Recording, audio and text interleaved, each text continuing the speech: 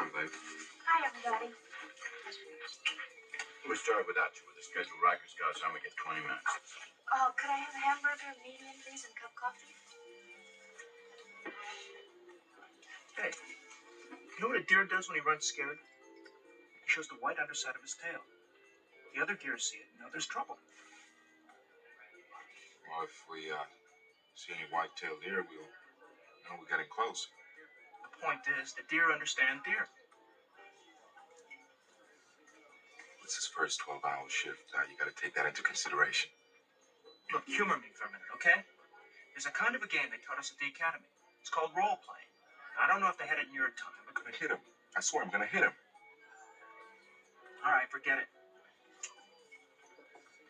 It's probably a bad idea to begin with. You know what's worse than never having a good idea? Having one and not knowing it. It's another game. You learn how to play it in the field. It's called analytic deduction. Yeah, and it's called analytic deduction because the lieutenant hates it when these two start to assume. It's easy. Works like this. I kill a fireman. Why do I kill a fireman? Maybe it's got something to do with the uniforms. Then why not mailmen? Or soldiers? Or even cops? Why does it have to be a fireman? Okay, he's got a gripe with the fire department. Maybe he wanted to be a fireman and they flunked him out. Maybe he lost somebody that he loved in a fire and he blames the fire department for it. You know, cowardice or not caring enough to save a life or something. It's good. Revenge. The indiscriminate killing of firemen. That'll work. Why go through all the trouble of starting a fire? I mean, why not just follow one of them home and get them in the dark? Why risk a crowd? Maybe he feels safer in a crowd. Or because he has more firemen to choose from when a unit or two rolls up to put out a fire. No, well, why does he have to choose? Because he's after a certain type. Is there anything to say about any of the 3 dead firemen? I don't know, but I think we ought to check it out with Riker first thing in the morning. That's good. That's good.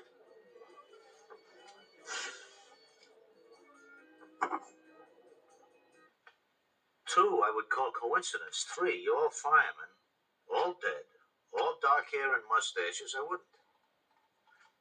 Are you saying you think maybe we got something, Lieutenant? Maybe. Just maybe. 3 of you skip muster. Check out your revenge theory. Anything else you can get out of that computer?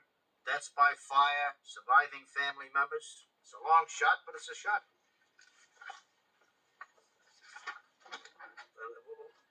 What's your name again? Owens. Owens, don't get too upset if this doesn't work out. I guarantee you'll have other hunches.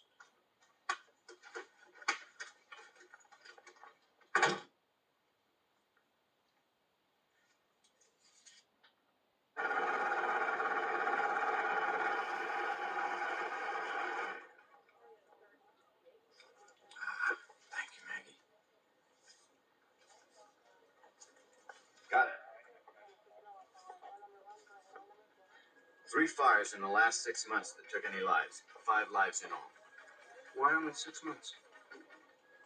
If it's the revenge thing, it's likely it would have been only a short time ago. Passion tends to die with time. I like that. Passion tends to die with time. I'll do a double check on this. Maggie, would you pass me through to Central Communications? Give me all information on these deaths.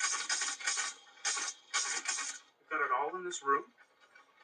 The files, cross files, even on the fire department? Mm-hmm. Won't take long. We'll have the cause of the fire, the names of the victims, the survivors of the immediate family.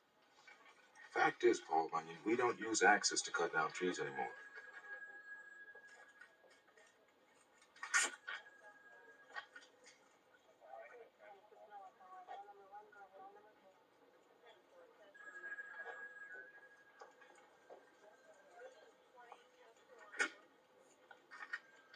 Three out of the 5 lives were lost in the same fire.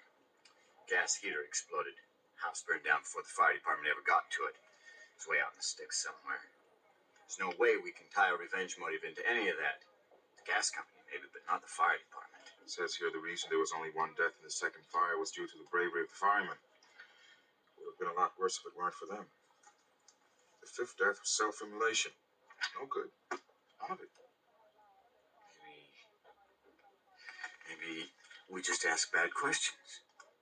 I mean, we asked the computer to identify any deaths due to fire. It didn't have to do with a fire. It could have been something that involved a fireman in a more personal way, like an accident or a fight. It's worth a try. I think so.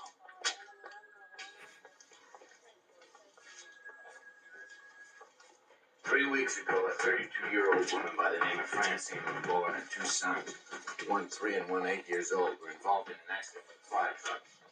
She had her windows closed, radio going full blast. I don't know, maybe the youngest kid was screaming. Anyway, she didn't hear the siren. They never knew what hit them. Upon impact, her gas tank exploded. The 3 of them burned to death. That's an ugly story and an ugly way to die, and I hope someday people learn to drive with one window open. Hear things coming. What's this got to do with our killer?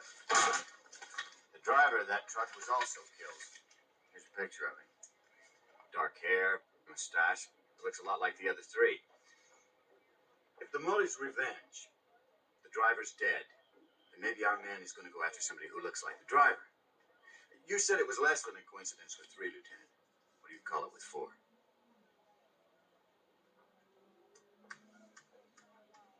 It's a long way from proving anything.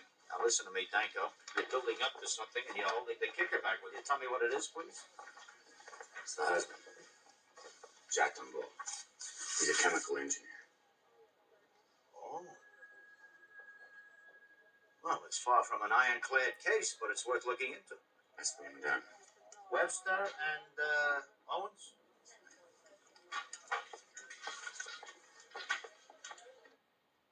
He used to keep regular hours, but that was before his wife and kids were killed.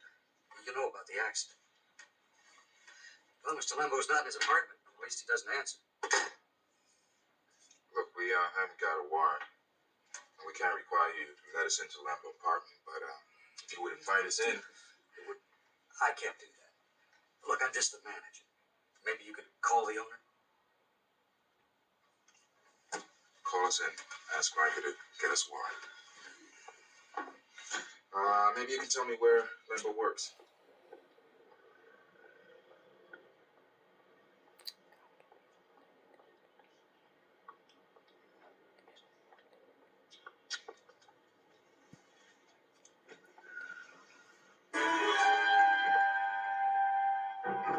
Lambo? Twice, drop it!